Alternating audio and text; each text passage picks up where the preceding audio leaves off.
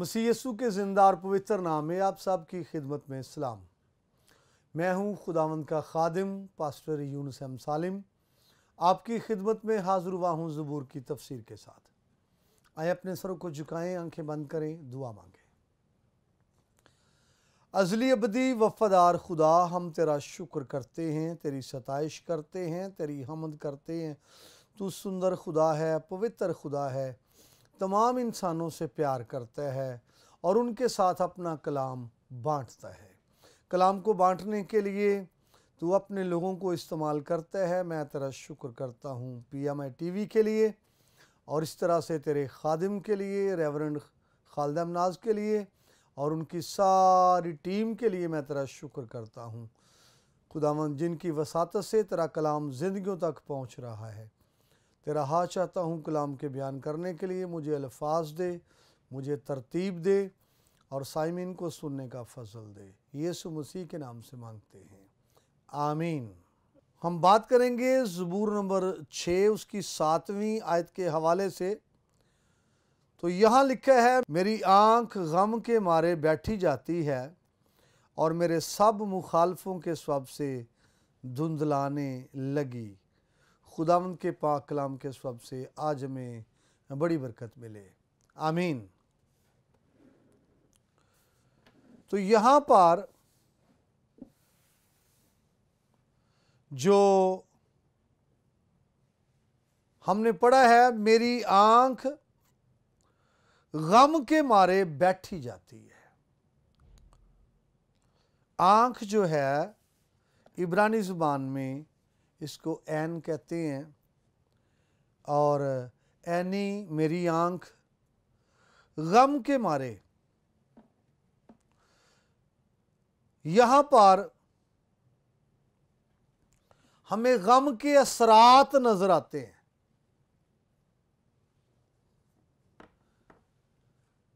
गम के असरात जो हैं वो बहुत ज़्यादा होते हैं और गम के असरात जब किसी पर मरतब होते हैं तो यहाँ पर तो इस हवाले के अंदर, इस आयत के अंदर ये जिक्र है कि उसके असरात आंखों पर हैं। लेकिन जब हम गम के असरात की बात करते हैं तो इसके असरात आपके दिल पर हो सकते हैं और गम के असरात की वजह से जब आप गम का बोझ लेंगे, हार्ट अटैक भी हो सकता है। गम के असरात आपके सर पर, आपके माइंड पर, आपके ज़हन पर भी हो सकते हैं और हो सकता है ज़्यादा इसको लेने की वजह से आप अपनी याददाश्त भी खो जाए। और गम के असरात आपके बदन में इस तरह भी नुमाया हो सकते हैं कि आप फील करें कि मेरे बदन में कुव्वत की कमी है, ताकत की कमी है, बदन ऐसा है जैसे रेस्टलेस होता है। तो गम के बहुत से असरात हैं जो इंसान के बदन पर मरतब होते हैं और इंसान फील करता है। चूँकि यहाँ पर ज़बूर नवीस गम के असरात की बात जो कर रहा है कि मेरी आंख बैठी जाती है गम की वजह से, ये ज़बूर नवीस कहता है जो गम के असरात उस पर मुरतब हुए हैं, वो अपनी आंखों की बात वो कर रहा है कि गम की वजह से बैठी जाती है। और आप इसको नयानामे के अंदर आप पढ़ें गम के हवाले से, तो वहाँ पर रसूल कहता है कि जो दुनियावी गम है, दुनिया का गम है, वो मौत पैदा करता है और रूहानी जो गम है, खुदा परस्ती का जो गम है, वो सच्ची तौबा पैदा करता है। ये गम के असरात हैं।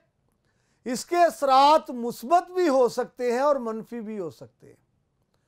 जैसे रसूल ने फरमाया कि दुनियावी गम मौत पैदा करता है और खुदा परस्ती का जो गम है वो सच्ची तौबा पैदा करता है। तो दुनियावी गम मौत पैदा करेगा, ये उसके असरात हैं। रूहानी गम, अपने गुनाहों पर कोई पछतावा करने वाला है तो ये सच्ची तौबा पैदा करेगा। अपने गुनाहों पर रोने वाला है, सच्ची तौबा पैदा करेगा। अपने गुनाहों पर वावेला करने वाला है तो आपको चेंज कर देगा। आपकी सोसाइटी बदल जाएगी, आपकी जो महफिल है वो बदल जाएगी, आपकी रफाकत बदल जाएगी, सोबत बदल जाएगी। लेकिन दुनियावी गम मौत पैदा करता है, हलाकत पैदा करता है, तबाही पैदा करता है, बर्बादी करता है। यहां पर चूंकि ज़बूर नवीस आंसू बहा रहा है, ज़बूर नवीस रोता है, ज़बूर नवीस ज़ारो कतार रोता है। हमने ये पिछली आयत में देखा कि वो कहता है, मैं अपना पलंग भिगोता हूं, मेरा बिस्तर तैरता है। ज़बूर नवीस ज्यादा रोता है और ज्यादा रोने की वजह से उसकी आंखें मुतासर हैं। ज्यादा रोने की वजह से उसकी आंखों पर उसके असरात हैं। नंबर एक तो उसने कहा है मेरी आंख बैठी जाती है। तो ये इस तरह से दो तरह के इसके असरात हो सकते हैं। जो बैठी जाती है, इसका मतलब यहां पर यानी आंख जो है कमजोर होती है, आंख बैठी जाती है। और इसका इसी लफ्ज़ का तर्जमा जो यहाँ पर बैठी जाती है, इब्रानी ज़ुबान में जिस लफ्ज़ का ये तर्जमा किया गया है बैठी जाती, उसी का तर्जमा घुलना भी है। और वो दीगर हवाला जात में ये घुलना उसका तर्जमा किया गया है।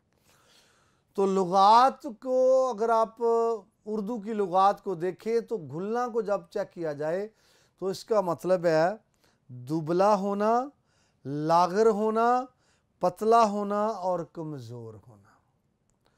तो जब ज़बूर नवीस ये कहता है कि मेरी आंख बैठी जाती है, इसका मतलब ये है कि वो घुलती जाती है। इसका मतलब ये है कि वो कमज़ोर होती जाती है। एक तो वो कमज़ोरी है जो नज़र की कमज़ोरी है, इसकी बात हम बाद में करेंगे। लेकिन यहाँ पर जो मैं बात करना चाहता हूँ बैठी जाती है। जवानी में देखिए आंखें जो हैं वो बंदे की, इंसान की, किसी की भी साइज़ में मोटी दिखाई देती है। और जूँ ही उम्र गुजरती जाती है, बंदा बुढ़ापे की तरफ जाता है, तो वही जो मोटी आंखें दिखाई देती हैं वक्त के साथ साथ फिर वो उस तरह की मोटी नहीं होती, बल्कि कुछ वो छोटी दिखाई देगी या साइज़ में छोटी दिखाई देंगी। तो उस तरह की वो दिखाई नहीं देंगी जिस तरह जवानी में होता है। तो पहले उभरी हुई आंखें दिखाई देती हैं। जैसे जैसे वक्त गुजरता है और बुढ़ापे की तरफ जाता है तो ये ऐसे ही दिखाई देती है जैसे आंखें बैठ गई हैं, डूंघाई ज़्यादा आपको नज़र आएगी। तो यहाँ पर ये उसके साइज़ की बात भी हो सकती है। ज़्यादा रोने की वजह से, ज़्यादा आंसू बहाने की वजह से ये इसके असरात है। उसका साइज़ भी छोटा हो सकता है और हल्के भी यहाँ पड़ सकते हैं ज़्यादा रोने की वजह से। पलकें भी मुतासर हो सकती हैं ज़्यादा रोने की वजह से। आंखों की ये वाली चर्बी जो है ये भी मेल्ट हो सकती है रोने की वजह से। तो इस सेंस में भी ये कमज़ोरी और दुबलापन और लागर और पतलापन और ये घुलना, ये सारे लफ्ज़ यहाँ दिए गए हैं इस सेंस में भी आंखों के हवाले से। और ये गम के असरात हैं, गम की वजह से ऐसा हो रहा है। अभी दूसरा हम इस नजरिया देखें या दूसरी तरफ आए, बैठी जाती है और इसी आयत का जो दूसरा हिस्सा है वो कहता है धुंधलाने लगी है। लेकिन नीचे है धुंधलाने लगी और मेरे मुखालफों के सबब से धुंधलाने लगी है। इस ज़बूर का जब हमने शुरू में तारफ देखा था, हो सकता है आपको याद हो अगर आपने एपिसोड देखी है तो, कि ये ज़बूर नवीस ने उस वक्त कहा जब वो बीमार था, बीमारी की हालत में था। और कहा जाता है कि बत्सबा के साथ दाऊद से जो गुनाह मुर्तकिब हुआ उस अरसे से लेकर अबीसलूम की बगावत तक ये जो सारा दरमियान में अरसा था, दाऊद इस परेशानी के बायस, इस गुनाह के बायस सोचता रहता, परेशान रहता और वो बीमार हो गया। और जब वो बीमार हो गया तो मुखालफ जो थे वो ताने देते थे, वो बातें करते थे कि इसका खुदा इसे छोड़ गया है, इसका खुदा इससे अलग हो गया है और इसका खुदा इसके साथ नहीं है। तो वो मुखालफों की बातें सुनता, तो बातें सुनकर खुदा के हुजूर में रोता रहता, और मुखालफों की बातें सुनता और खुदा की हुजूर में आंसू बहाता। तो यहाँ पर इसी बात को वो एक्सप्लेन कर रहा है, और मेरे सब मुखालफों के स्वभाव से धुंधलाने लगी है, क्योंकि मुखालफों की वो बातें सुनता है और फिर वो आंसू बहाता है, मुखालफों की बातें सुनता है और वो रोता है। मुखालफ ताने देते हैं, मुखालफ उसके बारे में मनफी बातें कहते हैं, मुखालफ उसकी ज़िंदगी से कीड़े निकालते हैं, मुखालफ उसे मुजरम ठहराते हैं, और वो उनकी बातें सुनता है और वो रोता है, उनकी बातें सुनता है और वो आंसू बहाता है। इस वजह से उसकी आंखें मुतासर हैं। इस वजह से उसकी आंखें क्या है? मुतासर हैं।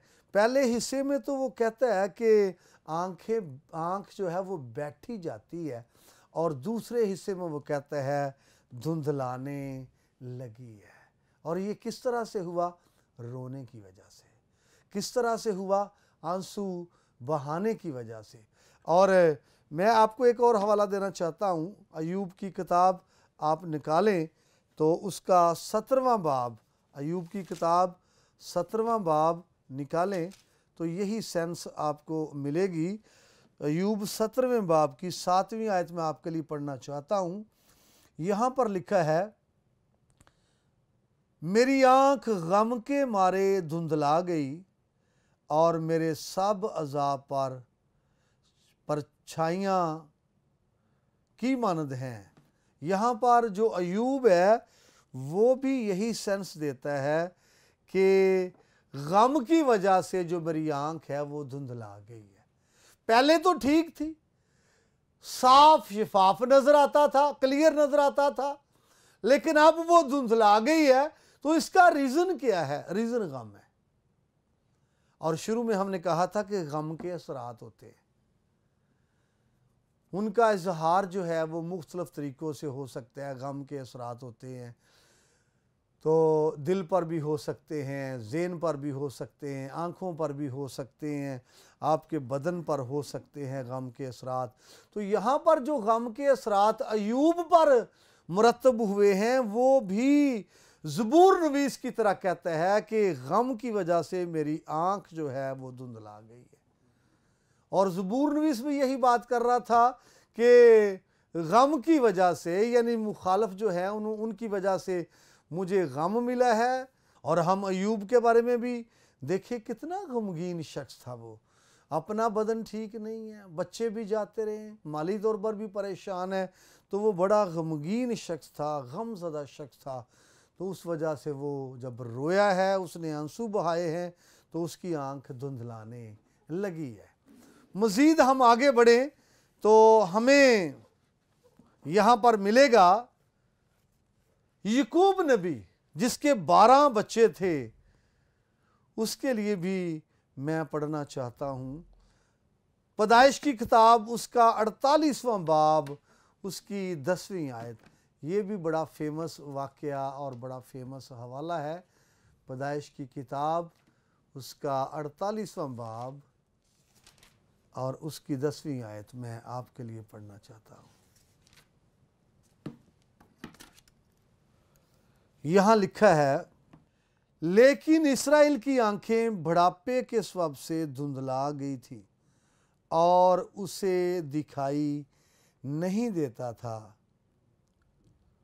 नोट कीजिए, यहाँ पर याकूब की बात है, और अगर आप इसको डिटेल के साथ पढ़ें, यहाँ ये आपको मिल रहा है कि बुढ़ापे की वजह से उसकी आंखें जो हैं वो धुंधला गई थी।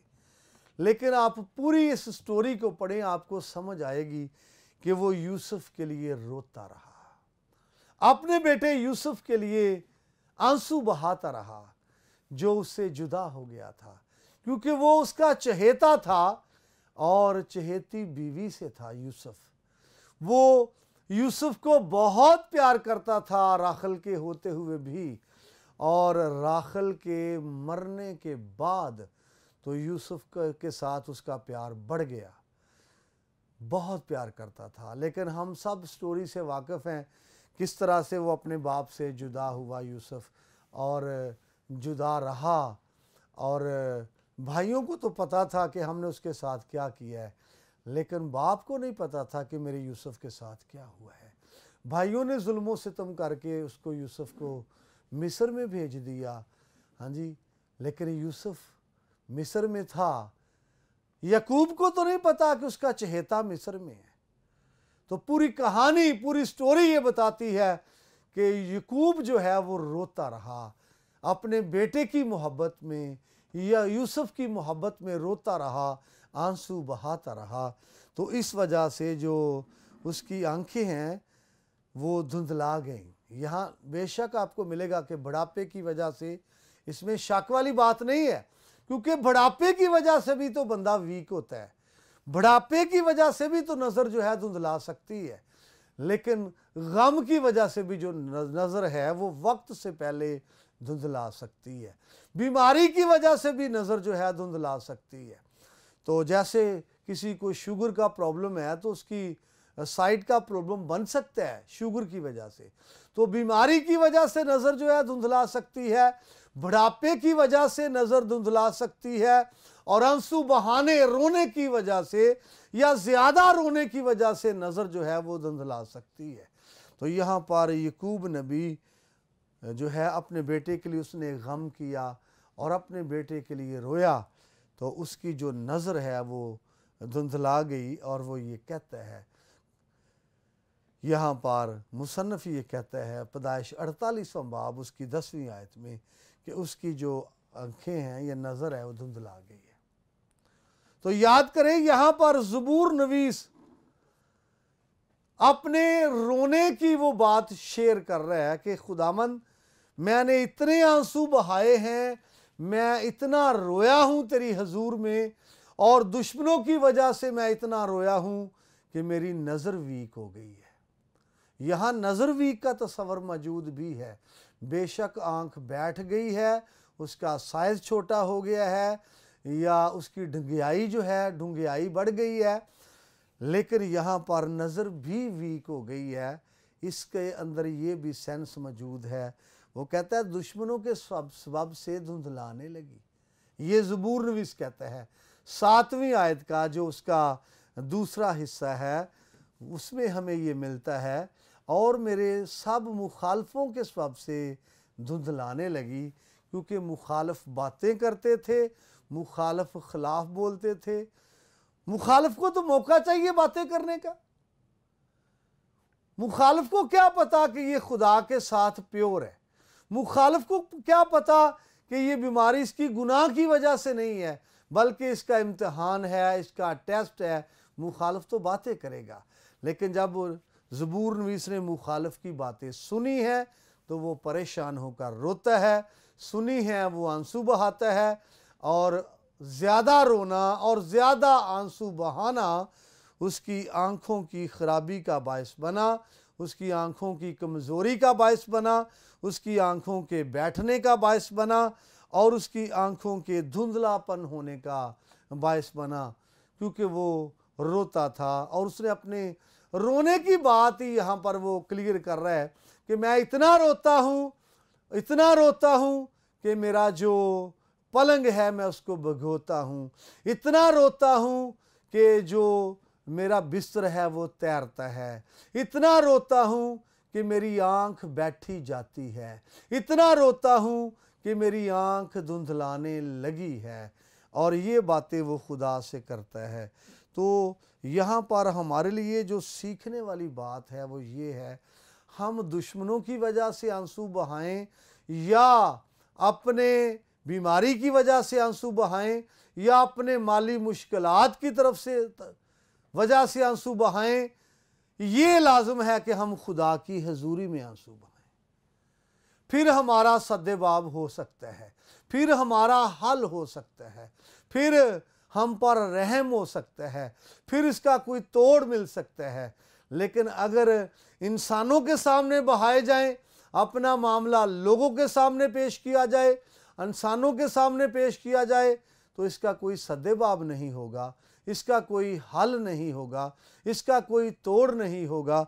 हमने बाइबल में देखा है कि जितने लोगों ने भी खुदा के हजूर में आंसू बहाए हैं, उनके मसाइल हल हुए हैं, उनकी मुश्किलात हल हुई हैं और उनकी बीमारियां जो हैं वो जाती रही हैं और खुदा ने उन पर रहम किया है और तरस खाया है। तो लाजुम है ज़बूर नबी से हम सीखें या फिर खुदा के बंदा अयूब नबी से सीखें या फिर हम यकूब नबी से सीखें या फिर जितने यहाँ पर हमने ज़िक्र किया हिजकिया बादशाह से कि उसने आंसू बहाए खुदा के हजूर में, तो यकीनन खुदा के हजूर में बहाए हुए आंसू कभी ज़ाया नहीं जाते, रायगा नहीं जाते। खुदा सुनता है, देखता है और जवाब देता है।